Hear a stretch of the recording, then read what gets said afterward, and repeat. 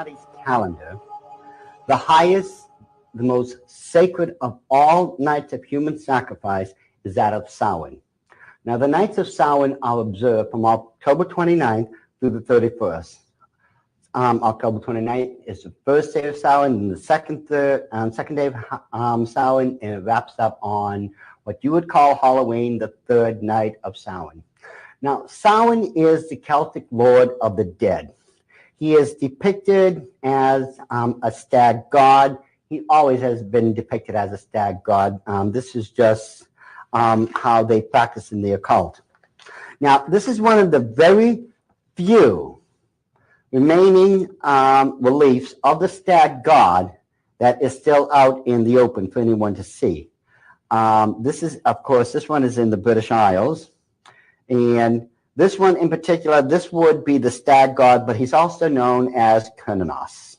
Okay, that's one of the Celtic names for Samhain. Now, one of the statues of Samhain is, as I said, depicted as a stag god. You notice the antlers and everything. Now, the stag god of the occult world, as has already been pointed out, is nothing else but Nimrod. Nimrod was eventually depicted as a god that had one horn, like Moloch. Some depicted him as having antlers like this stag here. This is just one of those ancient representations of the stag god. Now, during the nights of Samhain, and the nights of Samhain came about because of an ancient nomadic people known as the Celts. Now, the Celtic people came into the British Isles and throughout Ireland, Scotland, that entire region, around 900 BC, and basically held all sway and authority in those regions till up and around 900 AD. So almost 2,000 years there, they were in control of that region of the world. Now, the Celtic people, these warrior nomadic people, had a priestly class like just any other major culture you can think of. Their priestly class was known as the Druids. Now, from the Gaelic, Druid means men of oak. This is why the oak tree is still the most sacred tree in the Illuminati world. And it is the same oak that you will find the Illuminati owl at the Bohemian Grove is made out of. That is a 40-foot oak Illuminati owl. Now, the Druids literally held all sway and authority in the Celtic tribe.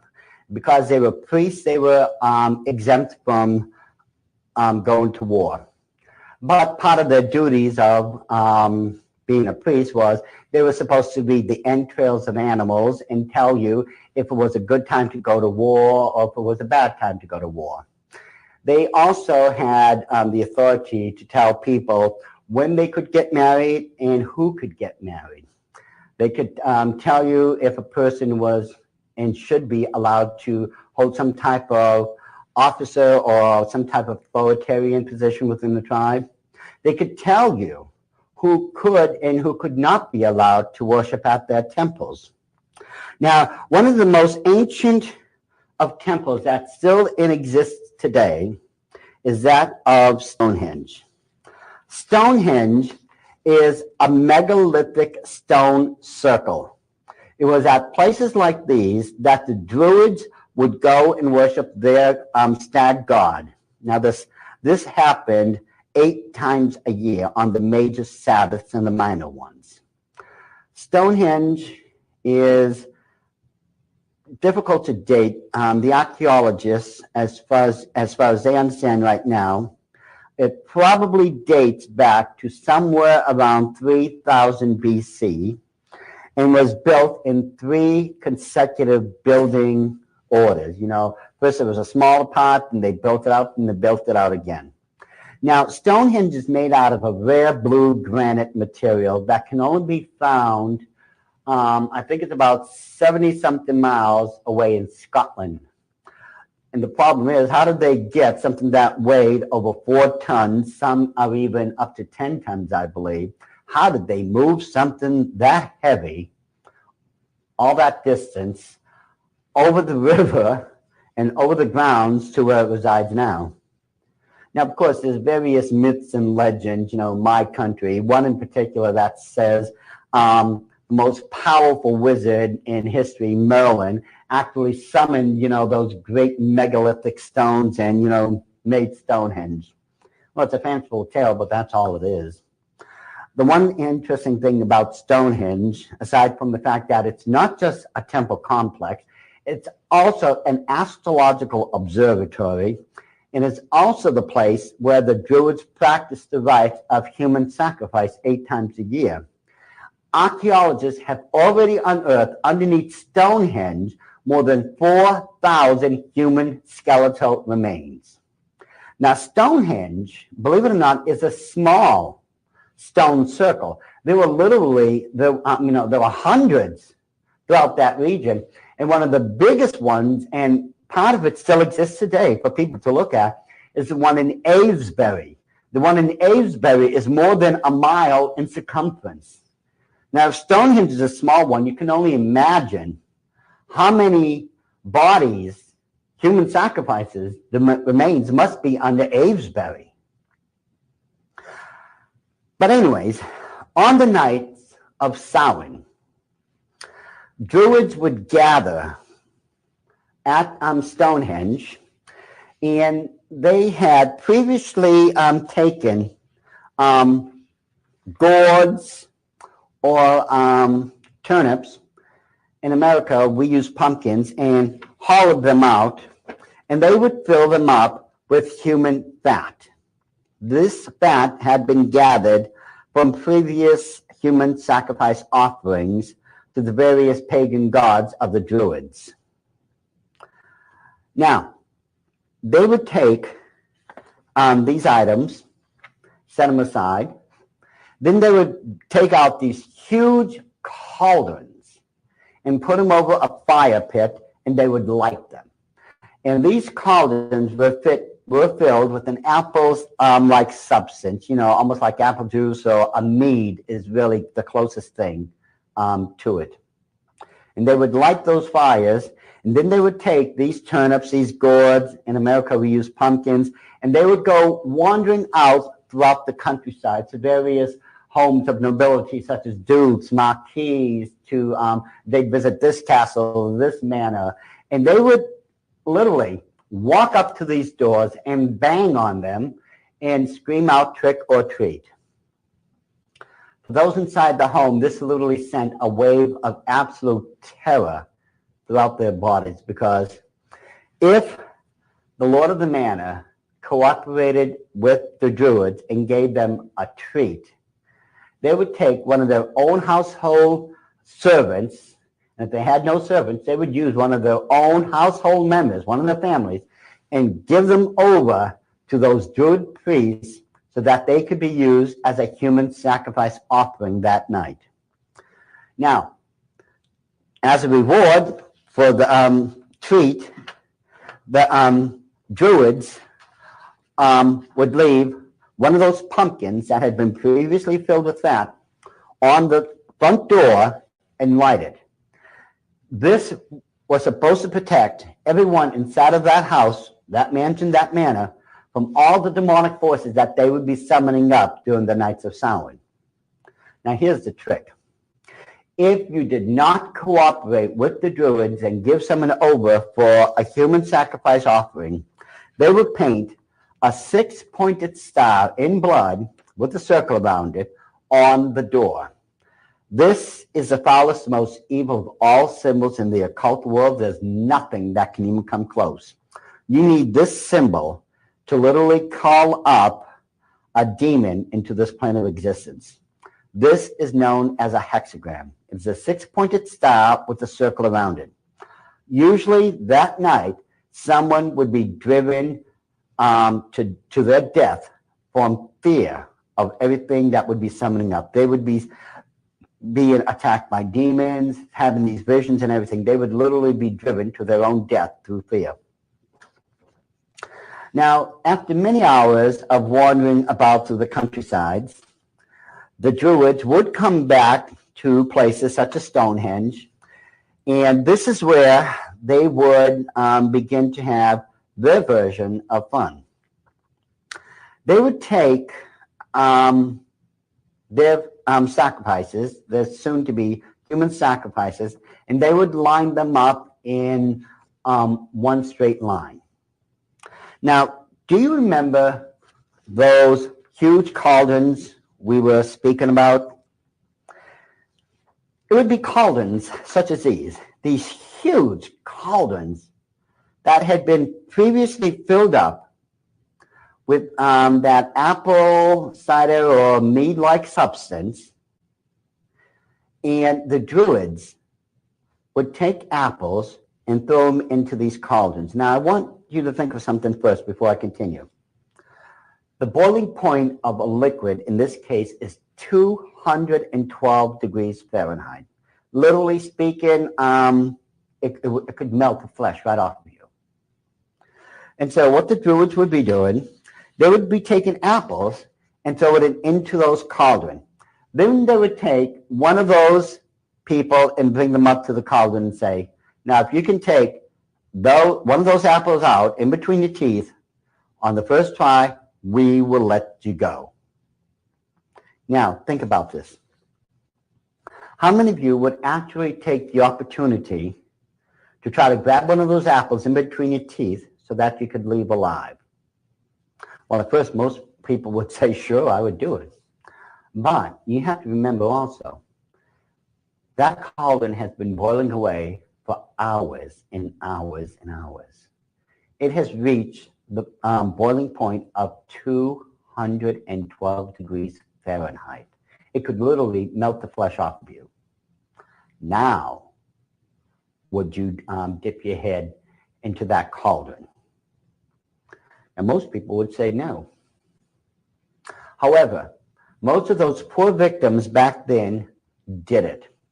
Because you see, that would be the only chance that they had of escaping and living. There's no other choice. If they wanted to have a chance to live and go back to their families, they would take it. Of course, the problem would be once they dipped their heads into that liquid, I mean, oh my goodness, medically speaking, from my medical background, I can tell you the damage was horrific, you know, not just the third-degree burns and the scarring alone that would happen afterwards, but the 212 degrees liquid going into the ears would give them permanent hearing loss. Into their mouths, they would have respiratory damage for the rest of their days. If any went in between the eyelids, they'd end up blind or near blind. I mean, the horror of what the Druids considered to be a game is reprehensible in the least. But for those who actually grabbed an apple, the Druids cut their binds off immediately and sent them home.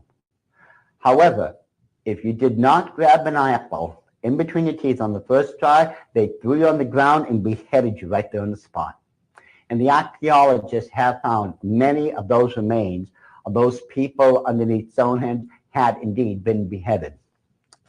Now, before the Druids had set out on their nightly vigils for those 3 days to practice and worship during the Nights of Samhain, a week before that event, they had sent the Celtic warriors throughout the entire regions and had them gather up thousands of wicker reeds. Now, I'm sure many of you have seen wicker used before, such as in, wicker furniture or in baskets that was used for the little baskets for Easter. Some people in the martial arts are using wicker reeds. Wicker is a very durable substance. It bends and gives, and it really is something you can work with. Now, after those reeds would be brought over, the Druids had built these huge human-like effigies. I mean, they were 20, 30 feet tall, and they had cages built in them. This human effigy was known as the Wicker Man. Now, the Wicker Man, as I said before, resembled that of a human being, and there were various cages running throughout it where they would put animal offerings. Some had food offering. The rest of it were where They put their human sacrifice offerings, they put them inside of the wicker man. Then afterwards, they would call upon their god, one of their false gods known as Cernunnos. And one thing I forgot to mention, if they didn't have enough room inside the wicker man to put all their human sacrifice offering, they had human cages made out of wicker where they could put the rest of it. But what would happen, the wicker man would eventually be engulfed in flames. And this is where and what would happen to those people who was offered up as a human sacrifice on the nights of Samhain. This was their eventual fate. And what troubles me greatly today is that in the Nevada desert, since the year 2000, an annual event has been going on. It's known as the Burning Man. It's still the Wicker Man. What they are doing, ladies and gentlemen, these pagans from across the nation are coming together once a year on particular dates and setting up the old occult practices. One of those practices is that of the Wicker Man. Now, no one, gratefully, has been offered up as a human sacrifice offering, at least not to my knowledge. But it really gives me cause for great concern that these events are going on. Right here, as we're saying, this is from the New York Times. This is, I believe, September 17th. This is the year 2000, in which the revival of the Burning Man or the Wicker Man has begun. You will notice all it is, it's the same practice. It's just, a different rendition of that human effigy. And yes, it does give me cause for concern, because among other things, where these people are gathering, the ancient animal, the totem animal for Nimrod, the golden cow, has also been reconstructed. This is the same creature that the Israelites had fallen down and worshipped at the bottom of the mountain of Sinai when Moses had vanished, and Aaron was forced to make a golden cow for the people to worship.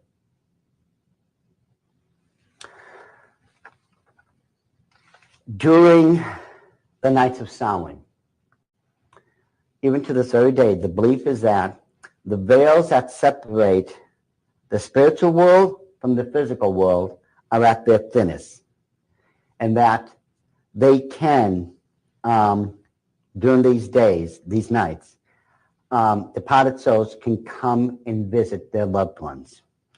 Now, this is only done once you light the great bonfires, or what's known as the bale fires. Once these bale fires are lit, they act as a beacon to those departed souls in the spiritual realm for them to focus on. This will allow them to cross over and enter into our world. But the problem here is no one and nothing says that these spirits that are crossing over are going to be benevolent or good spirits. Nothing guarantees that. So what the Druids came up with, they first would devise these headgear and masks that was absolutely horrifying. They looked like demonic creatures, and they painted these symbols and other things on their robes. And all these things were supposed to keep those malevolent or bad spirits in check. And of course, we have those things nowadays. This is, of course, where the origin of the Halloween costume comes into play. Halloween is nothing but the recreation of the worship of Samhain, the Celtic Lord of the Dead, on his high and holy days. When we take a look at Halloween for what it is, Well, kids are dressed up in these costumes, so are grown-ups. They go out trick-or-treating, don't they? And they demand a sacrifice. They get candy for it. Afterwards, well, they go home, and there will be these huge festivals like the Druids were doing, and they will be playing the same game, except we call it bobbing for apples. Instead of, throwing it into a cauldron that's boiling at 212 degrees, we'll put it into a cauldron or into some other vat or something with cold water and have the people dip their heads in it and get it that way. It's the same thing, though. And so the practice of bobbing for apples still continue on today, except in a much easier format, if you would. But these things are still going on. Some people will say, oh, well, none of this really goes on anymore and that it's harmless and all this. Well, you see, this one photo that I brought is a photo of Stonehenge. Now, what most people don't realize is that this Stonehenge is in an area of Washington State known as Maryhill. This, believe it or not, had been built back in the 1900s, the early past, to honor those people who died during World War I because they fought in Europe. Well, personally speaking, I don't think I would want that as my own memorial because it's nothing but the ancient reconstruction of a site where human sacrifice had been practiced. To this very day, Christians will try to counterfeit Halloween by having what's known as harvest festivals. This is absolutely reprehensible. All we're doing is just giving it another name because people are still bringing carved jack-o'-lanterns. They're still giving out trick-or-treats, candies, and other things. They're still playing bobbing for apples. And I know of many of those places and Christian churches now that are still having Halloween parties after churches where people come in these costumes. I know, I've seen it myself. We have got to make a decision one way or the other, my brothers and sisters. It's time we call it a halt to all this and say either I am going to serve Jesus Christ all the way, and that doesn't mean you're not going to make a mistake or that you're not going to sin. It doesn't mean you end up perfect. But what it does mean is you're going to finally get out there and do something for the Lord, or you're just going to stay on this side and do nothing. Remember, the 3rd chapter of the book of Revelation talks about the Laodicean church age where most of the Christians will not be able to be used of God because they're lukewarm. They are literally fence walkers. They will not commit to the left or to the right. They are lukewarm. God cannot use them. They are of no good to him. So if you want to be used of God, you want to claim you want God's blessing, you claim you're a child of God, then you better do something while we still can, because I guarantee you right now, it is coming close to the end of history. It's coming close to where the Antichrist is going to arrive, and that there is indeed going to be great tribulation upon the face of the earth. And it is up to you right now to decide one way or the other.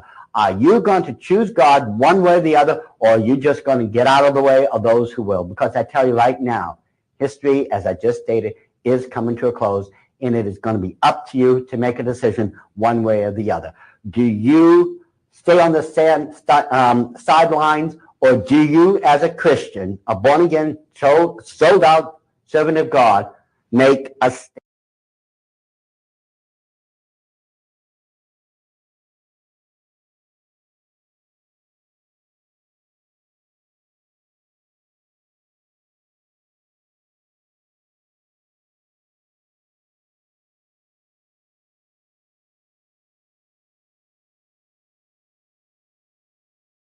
Are you worrying about a legal problem like a consumer issue, medical bill, real estate transaction, landlord-renter dispute, traffic ticket, or estate planning? Legal issues are a part of life, but that doesn't make handling them any less confusing, frustrating, devastating, or even crushing. And lawyers are expensive. There's a better way. Legal Shield gives you advice and counsel from reputable lawyers near you. Our caring and dedicated law firms can help you with a wide range of legal matters, all for less than $1 a day. Protecting and empowering you with a law firm in the palm of your hand. The Legal Shield mobile app can help you begin preparing your will. Take pictures of a traffic ticket and securely submit it directly to your law firm. Access free legal forms, or speak to a lawyer with just the press of a button. You can also upload a contract or document for legal review. Contact your law firm to have a phone call or a letter made on your behalf, or call 24/7, 365 in an emergency. Need fast answers to common legal questions? Chat with our legal bot Aaron anytime. Legal Shield protects over 1.8 million households in all 50 states, plus Canada and the United Kingdom, liberating our clients from legal frustration. Knowing you have a law firm in your corner protecting you can be empowering. Worry less and live more. Sign up for Legal Shield.